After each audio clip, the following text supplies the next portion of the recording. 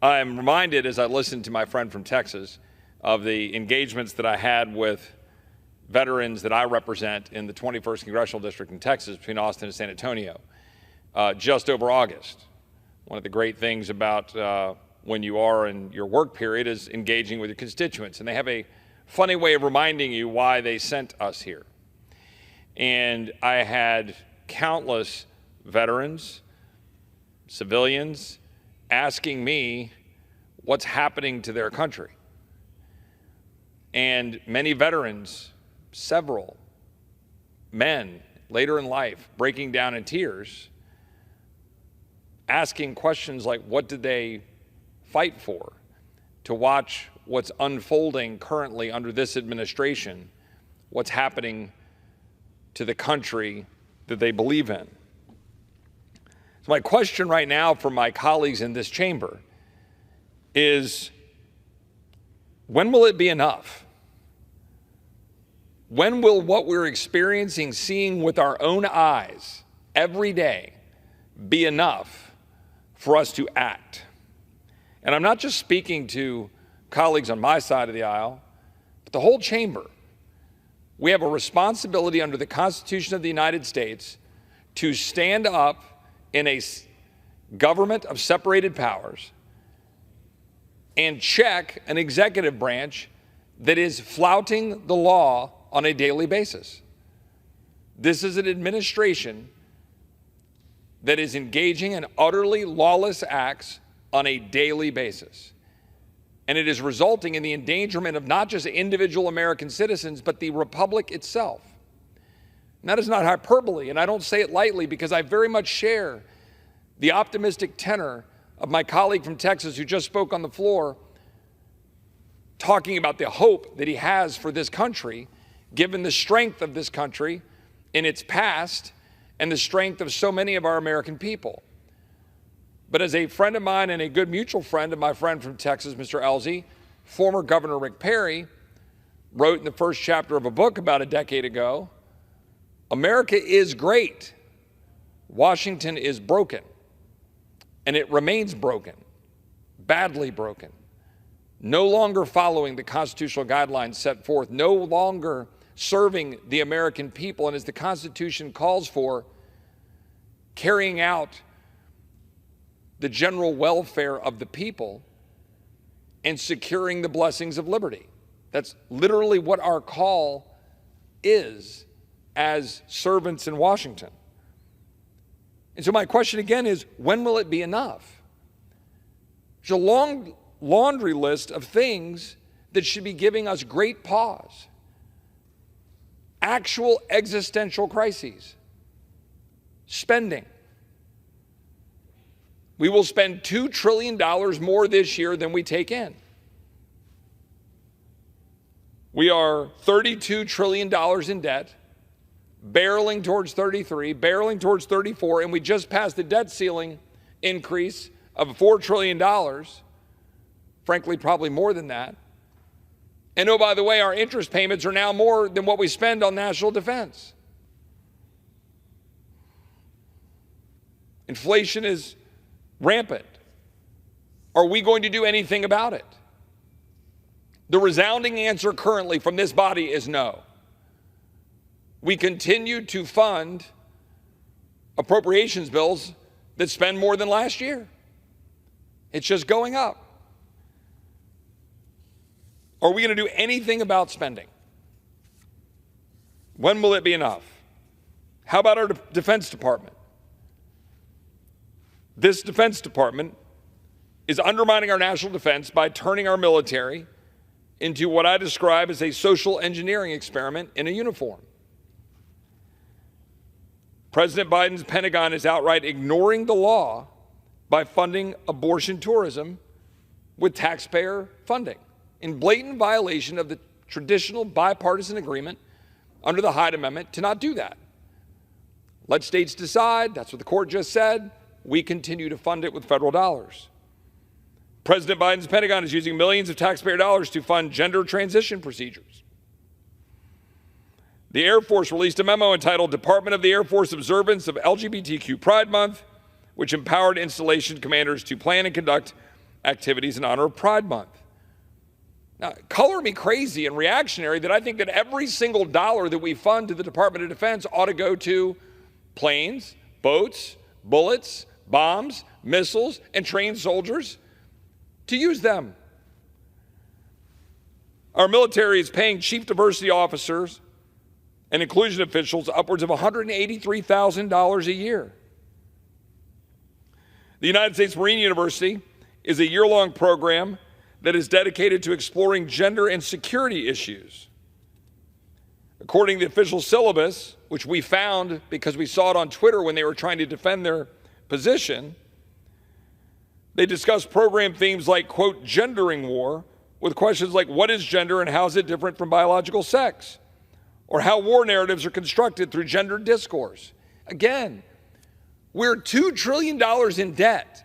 Our recruiting levels are in the toilet at the Pentagon.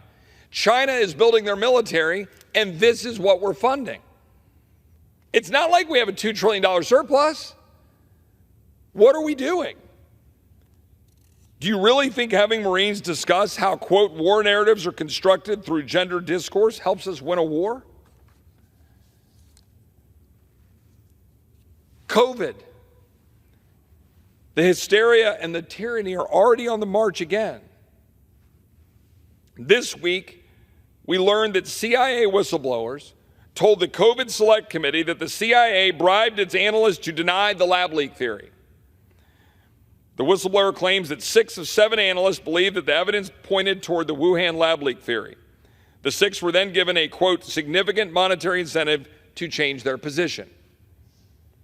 Earlier this week, the FDA approved new COVID-19 boosters for children as young as 6 months old. Just one panel member argued that the new shot should initially be recommended only for older people. CDC's own data shows that giving 1 million teens the COVID vaccine will save between 0 to 1 life and cause between 100,000 to 200,000 side effects.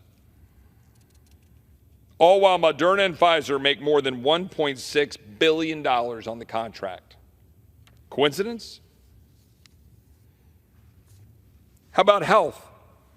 We're funding a healthcare system broken by Washington and big insurance, and average Americans can no longer afford health care, no longer go to the doctors of their choice.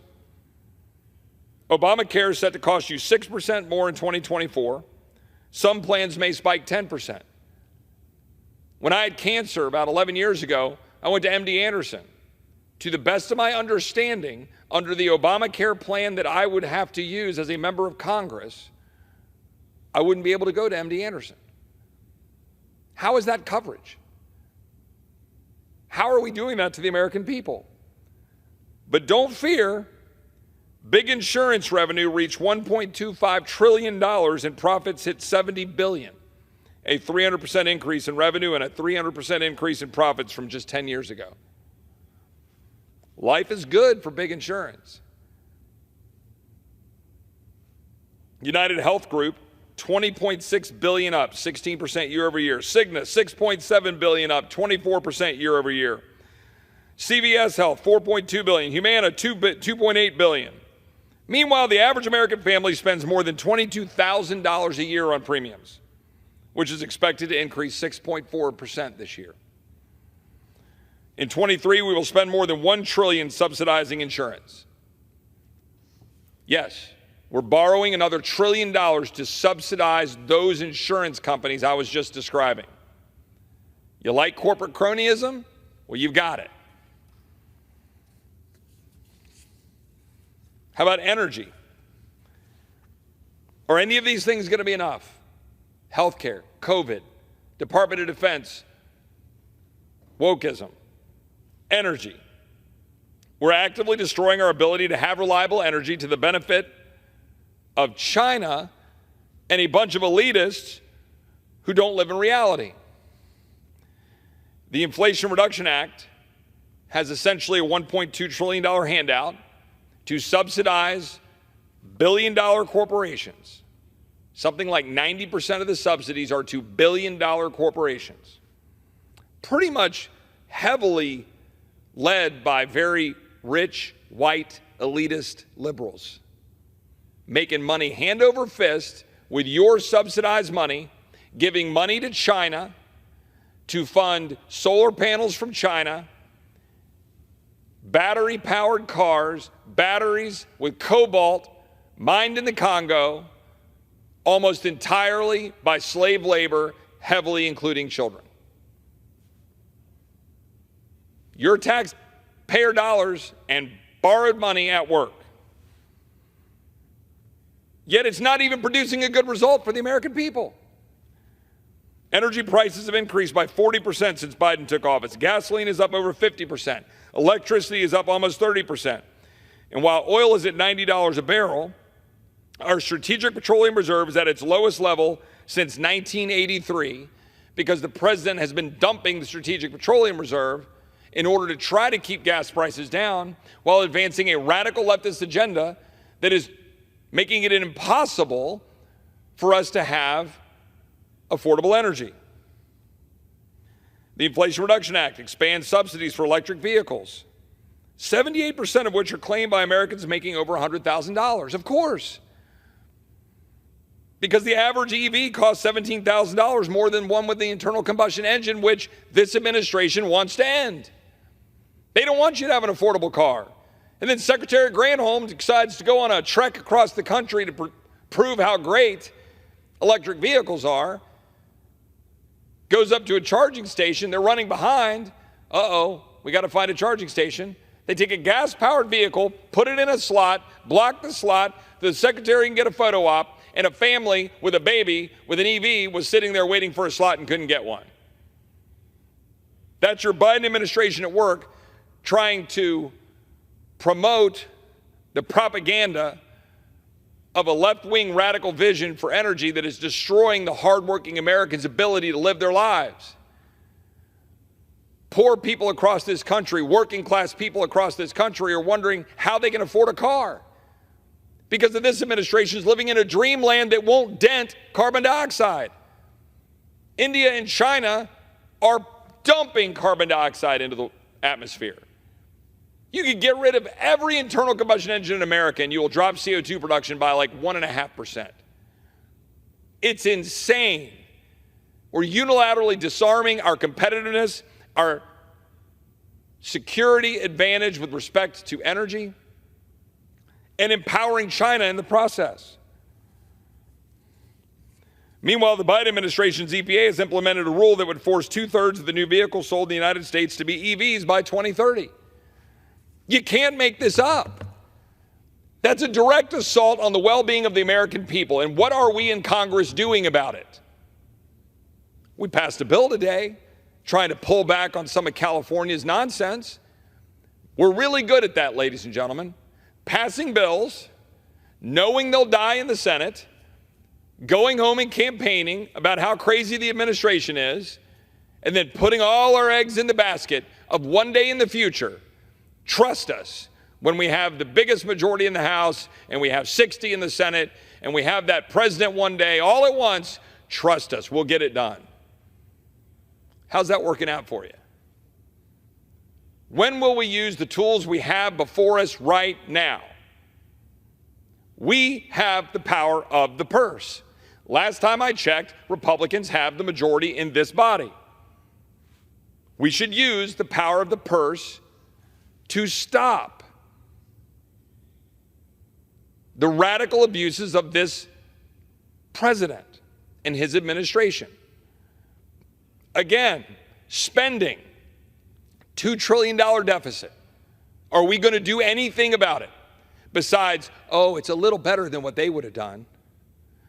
Are we going to do anything about energy? We passed a bill. Are we going to do anything about it? Are we going to do anything about those health care prices? Are we going to do anything about the continued advancement of COVID tyranny, mask mandates, vaccine mandates, importantly, the subsidy of vaccines to be forced upon American people? Are we going to do anything about it? Anything about the Pentagon?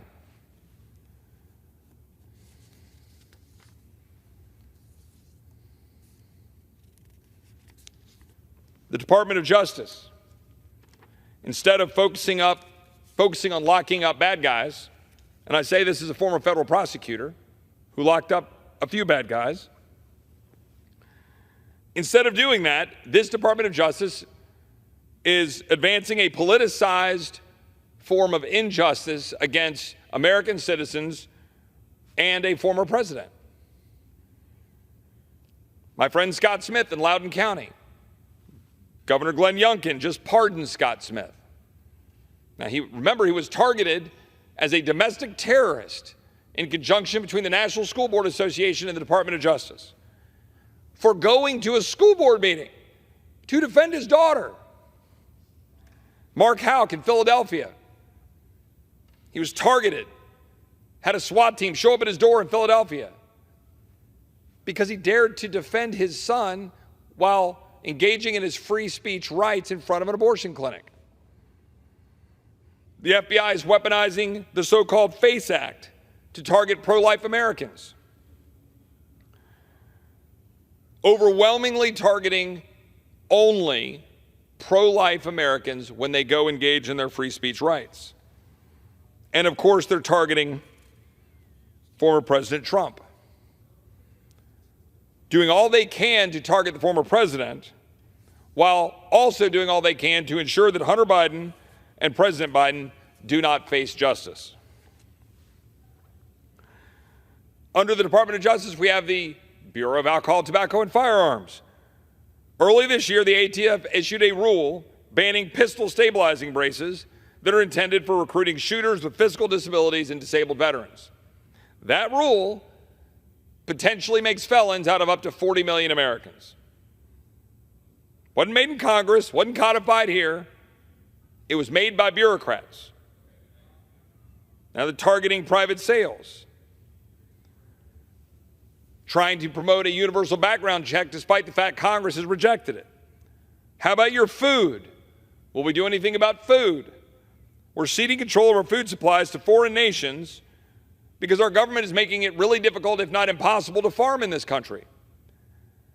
The USDA projected the U.S. would become a net importer of food for the first time in its entire history in 2023. Foreign ownership of U.S. agricultural land doubled from 2009 to 2019. China's agricultural investment in other nations has grown by more than tenfold since 2009. And Chinese companies are purchasing land near key defense installations. What are we doing about it? What is this Republican majority in this Congress doing about it? The IRS. We're still fully funding an IRS, and it just received a massive expansion. Yet, this IRS targets political opponents. In 2021, the IRS targeted the nonprofit status of my friend Bunny Pound's group, Christian Engaged, for simply being an organization that encourages Christians to vote. It's not the first time. Remember Lois Lerner? The IRS has a history of this. What are we doing about it? We keep writing the checks to fund the bureaucrats that are at war with the American people. We do it every day, and everybody just shrugs. They just walk around and they say, Chip, don't you understand? The Democrats control the Senate. Joe Biden's in the White House. We just got a position to win an election next year, and then we'll fight. Do you know how many times I've heard that? When I was Senator Cruz's chief of staff 10 years ago, when I was a lawyer in the Senate Judiciary Committee 15 years ago, it's all I've ever heard. Trust us. One day, we will use the power that we have in this body to change the trajectory of this country and to stop this weaponization of the federal government against the American people. And you can't ignore that that's what it is. When the Department of Justice is not blind and it is targeting people based on their political beliefs and targeting a former president instead of the current president because of its political beliefs, that destroys the rule of law in this country. When the Department of Defense is more concerned about being woke than actually being weaponized against our enemies, that destroys morale and recruiting. When the IRS is targeting people for their political beliefs, you don't have faith in your system of government. When your energy department is more concerned about advancing a radical leftist agenda than ensuring our own national security and our own ability to power our people, our jobs, our ability to travel. You're funding the very mechanisms of government that are undermining the liberty and the freedom of people's right to go have a job, right to go provide for their family. And perhaps worst of all, the southern border. In July alone, Border Patrol encountered across this country 240-something thousand individuals. Reports today indicate that preliminary CBP data show migrant encounters for August are on track to surpass 230,000, making it the 6th month in 2023 above 200,000. On Tuesday, reports surfaced that CBP apprehended more than 7,300 individuals across the southern border, I believe maybe 9,000 nationally. 3 of the 4 busiest Border Patrol sectors were in Texas. The El Paso sector had 1,100 illegal crossings. The RGV sector, 1,400. The Del Rio sector, 1,800. We've had 10,000 criminals caught at the border in FY23. But here's the thing. With over 1 million gotaways, who are we not catching?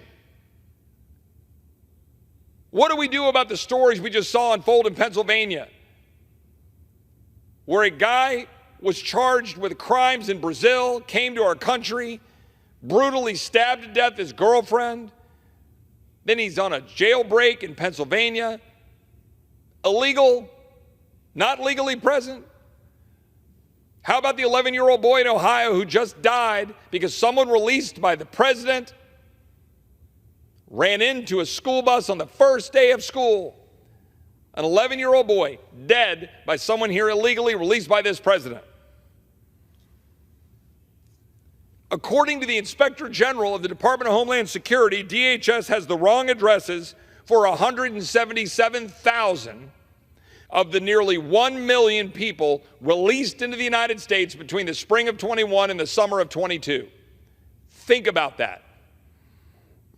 Many of those addresses were used more than 50 times each. A car dealership, a bus station, a restaurant in Maryland, a church in Illinois were the addresses used. Who are they and where are they? If 99% of them are great people looking for a better way of life, God bless them. What about the other 1%? You feel good about that? You feel secure in the United States, do you? Because as you drive around your suburban enclaves and you feel safe and secure, this is going to catch up to you. Just like the New Yorkers who are starting to wake up and say, oh, this is kind of a problem.